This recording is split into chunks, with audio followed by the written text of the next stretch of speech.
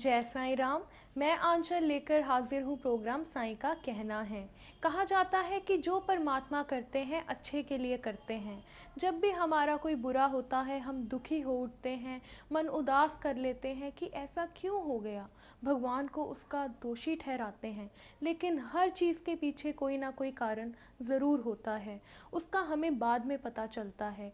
आज हम इसी के बारे में विस्तार से बात करेंगे, तो आइए शुरू करते हैं प्रोग्राम साईं का कहना है। ओम साई नमो नमः। श्री साई नमो नमः। जय जय साई नमो नमः। सद्गुरु साई नमो नमः। ओम साई नमो नमः। श्री साई नमो नमः। जय जय साई नमो नमः। सद्गुरु साई नमो नमः। ओम साई नमो नमः। श्री साई नमो नमः। जय जय साई नमो नमः। सद्गुरु साई नमो नमः। ओम साई नमो नमः। श्री साई नमो नमः। जय जय साई नमो नमः। सद्गुरु साई नमो नमः। ओम साई नमो नमः। श्री साई नमो नमः। जय जय साई नमो नमः। सद्गुरु साई नमो नमः। ओम साई नमो नमः। श्री साई नमो नमः। जय जय साई नमो नमः। सद्गुरु साई नमो नमः। अब हम बात करेंगे कि परमात्मा जो करते हैं अच्छे के लिए करते हैं। जैसा करते हैं हमारे भले के लिए करते हैं। अगर हमें दुख देते हैं तो वो बेहद कम देते हैं, और अगर हमारी किस्मत में सुख लिखते हैं तो वो अधिक मात्रा में लिखते हैं। तो आइए इसके बारे में और विस्तार से बात करें। परमात्मा जो करता है अच्छा करता है।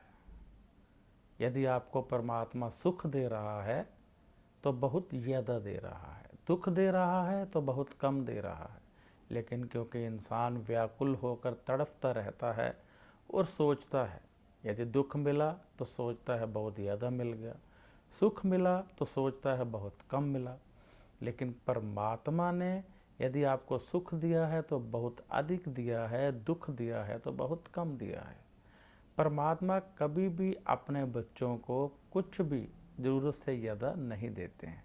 एक व्यक्ति औलाद के लिए तड़फ रहा है, अब उसे औलाद प्राप्त नहीं हो रही। दूसरी तरफ उसका भाग्य ऐसा है कि यदि 5 वर्ष तक, यानी विवाह के 5 वर्ष तक जितने भी बच्चे पैदा होंगे मर जाएंगे। अब यदि नारद मुनि से पूछें तो नारद मुनि परमात्मा से पूछते हैं कि इस भक्त का क्या होगा। इस भक्त की किस्मत में लिखा है कि शादी के बाद 5 वर्ष तक जितने भी बच्चे ये पैदा करेगा सब के सब मर जाएंगे। अब क्योंकि वह परमात्मा का भक्त है, दान पुण्य करता है, तो परमात्मा ने एक गेम खेलने के बारे में सोच लिया। विचार किया परमात्मा ने कि 5 वर्ष तक इसके घर में कोई बच्चा पैदा नहीं होगा। अब व्यक्ति के घर में 5 वर्ष तक जब बच्चा पैदा नहीं होता तो वह व्याकुल होकर परमात्मा से बच्चे की मांग करने लगता है और सोचने लगता है कि मैं तो दिन रात परमात्मा की पूजा करता हूँ या करती हूँ, मेरे घर में बच्चा क्यों पैदा नहीं हो रहा, ये बच्चे की लालसा, ये बच्चे की तड़फ मुझे ही क्यों मिल रही है। अब उसे इस बात का भान कहाँ है, इस बात का ज्ञान कहाँ है कि परमात्मा उसे किसी दुख से बचा रहे हैं। परमात्मा तो चाहते हैं कि ये मेरा भक्त है, ये बच्चों की मृत्यु का दुख ना देखे, 5 वर्ष के बाद इसको बच्चा हो जाएगा। तो इस प्रकार परमात्मा हमारे दुखों को कम करने में लगे रहते हैं और हम परमात्मा से मांग मांग कर अपने दुखों को बढ़ाने की ओर अग्रसर होते रहते हैं। हमें परमात्मा की रजा में, परमात्मा की इच्छा में मगन होना चाहिए। भगवान श्री कृष्ण कहते हैं कि होता वह है जो मैं चाहता हूँ, लेकिन तू तरह तरह की चीज़ें मांगता रहता है। इंसान का मांगने का स्वभाव जो है वो कभी समाप्त नहीं होगा। तो इसलिए जब भी मांगना है, जैसा भी मांगना है, उसमें परमात्मा की इच्छा को आप ध्यान में रखिए। परमात्मा कहते हैं कि यदि एक व्यक्ति की किस्मत में 20 लाख रुपए लिखे हैं और साथ में ये लिखा है कि इस व्यक्ति को यदि 20 लाख मिलते हैं तो ये व्यक्ति पागल हो जाएगा। अब उसकी पत्नी जो अपने पति की हर वक्त अच्छी सेहत के लिए पाठ पूजा करती है, परमात्मा का ध्यान करती है, तो ऐसे में परमात्मा 20 लाख रुपए कैसे दे देंगे। परमात्मा सोचते हैं कि मैं अपने इस भक्त को पागल होने से बचाने के लिए एक ही कार्य कर सकता हूँ, एक ही उपाय कर सकता हूँ कि इसके पास 20 लाख रुपए ना आए। परंतु दूसरी तरफ भक्त अधीर हो रहा है, 20 लाख रुपए परमात्मा से मांग रहा है, परंतु परमात्मा चाहते हैं कि मेरे भक्त के पास 20 लाख रुपए ना आए ताकि ये पागल ना हो। तो अब हम जब ऐसे विचार करते हैं तो परमात्मा की शक्तियां भी मजबूर हो जाती हैं। जब हम ज़रूरत से ज़्यादा भक्ति करके एक ही वस्तु मांगते रहते हैं तो जो उसके साथ दुख लिखे हैं वह भी हमारे पास आ जाते हैं। अब एक व्यक्ति की किस्मत में लिखा है कि वह 7 दिन तक इधर उधर ठोकरें खाएगा। क्या लिखा है व्यक्ति की किस्मत में कि 7 दिन तक वह ठोकरें खाएगा। अब जो ठोकरें खानी है, परमात्मा की भक्ति यदि वह करता है तो परमात्मा यदि उसे ठोकरों से बचाना चाहते हैं तो वह क्या करेंगे। ऐसा ही एक भक्त था तो परमात्मा ने उसे रोगी कर दिया। अब रोगी होकर वह घर में पड़ा है। तो अब आप पूछेंगे कि जो अभिशाप मिला 7 दिन की ठोकरें खाने का, उसका क्या बना। तो उसका जवाब ये है कि उसने ठोकरें खाई लेकिन अपने घर में खाई। बीमारी की हालत में नशे में जब वह आ गया, चक्कर आने लगे तो 3-4 बार बाथरूम जाते हुए गिर गया। तो जो अभिशाप था वह भी पूरा हो गया और परमात्मा ने अपने भक्त को 7 दिन इधर उधर ठोकरें खाने से बचा लिया। तो इसलिए स्मरण रखें कि परमात्मा जो करता है अच्छा करता है। भगवान कृष्ण ने कहा है कि तू कर्म कर, फल की इच्छा मत कर। तू जैसा कर्म करेगा उसके हिसाब से तुझे फल मिल जाएगा। इसलिए तू इच्छा मत कर, तू अपने कर्म में लगा रहे। तो जब परमात्मा देते हैं तो अच्छा ही देते हैं। इसलिए स्मरण रखिए कि चाहे दुख आए या सुख आए, जो भी आएगा परमात्मा जो भी करेंगे अच्छा ही करेंगे। हम अधीर होकर परमात्मा से कुछ ना कुछ मांग उठते हैं और जब हमारी मनोकामना पूर्ण नहीं होती तो हम दुखी होते हैं, परमात्मा को दोषी ठहराते हैं। लेकिन मैं आपको बताना चाहूँगी कि जिस तरह माँ अपने बच्चे का भला जानती है, अगर उसे पता है कि मेरे बच्चे का गला खराब है तो वो कभी भी उसके मांगने पर उसको आइसक्रीम नहीं देती। इससे उसका बच्चा चिल्लाता है, रोता है, पर वह उसे नहीं देती। इसी तरह हमारे परमात्मा भी जानते हैं कि हमारे लिए क्या अच्छा है और क्या बुरा, इसीलिए हमें वो वही देते हैं जो हमारे लिए अच्छा है। तो आइए गुरु जी से जानते हैं इसके बारे में और विस्तार से। हमारी जिंदगी में जो भी होता है परमात्मा अच्छा करता है, परंतु कलयुग का ऐसा प्रभाव हम पर पड़ जाता है कि हम विचार करने लग जाते हैं कि ऐसा क्यों हुआ। अब किसी के यदि बच्चा नहीं हो रहा तो वह सोच में पड़ जाता है कि उसके बच्चा क्यों नहीं हो रहा। अब यदि किसी व्यक्ति के पास पैसा नहीं आ रहा तो वह सोच में पड़ जाता है कि पैसा क्यों नहीं आ रहा। अब किसी व्यक्ति को नौकरी नहीं मिल रही तो वह सोच में पड़ जाता है कि नौकरी क्यों नहीं मिल रही।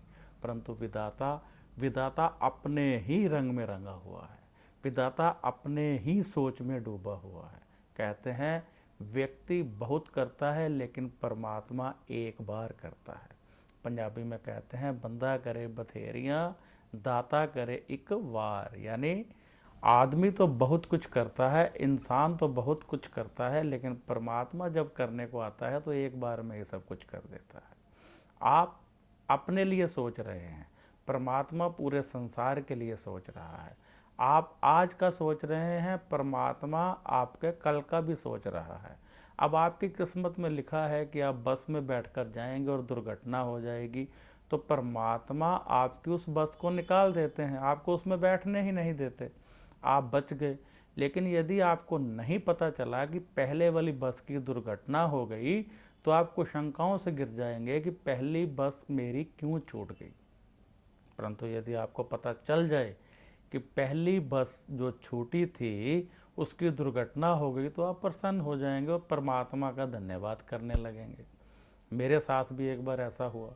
हम वैष्णो माता की यात्रा पर गए थे अपने स्कूल के साथ। मैं बहुत छोटा था।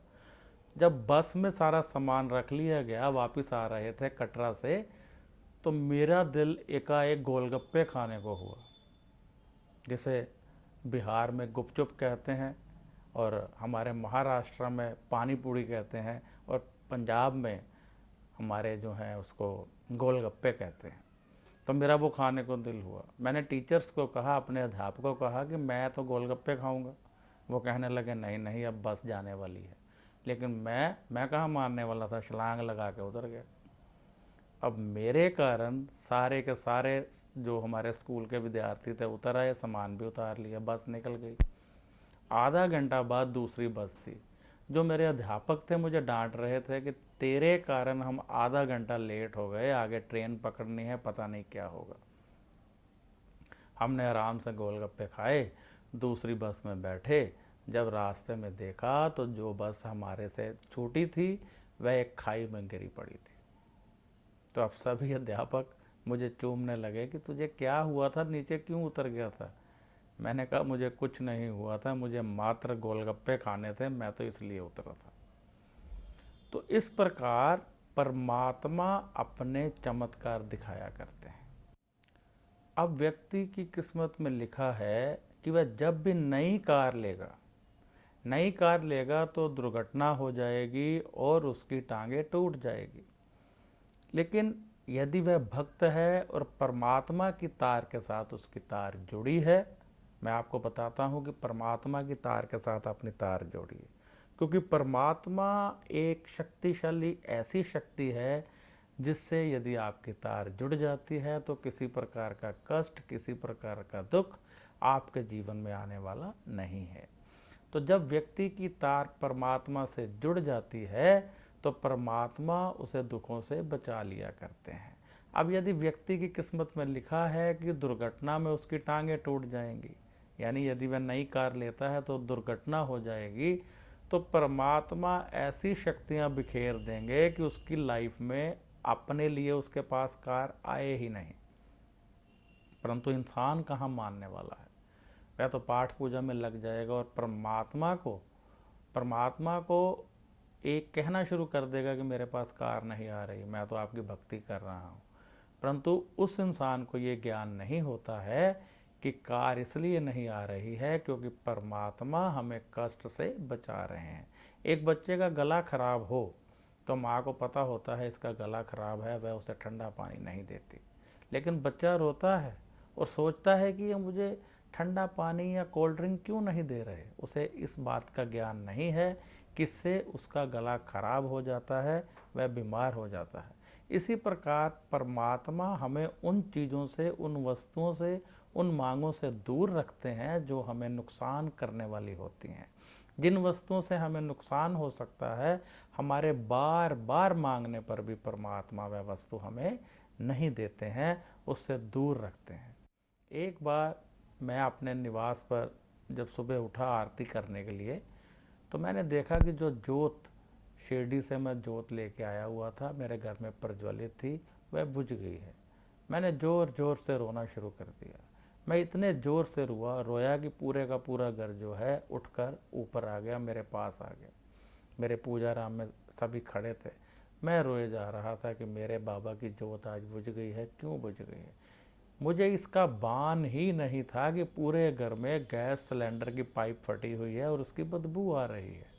जब पूरा परिवार मेरे पास आया तो उन्होंने कहा ये बदबू कैसी आ रही है।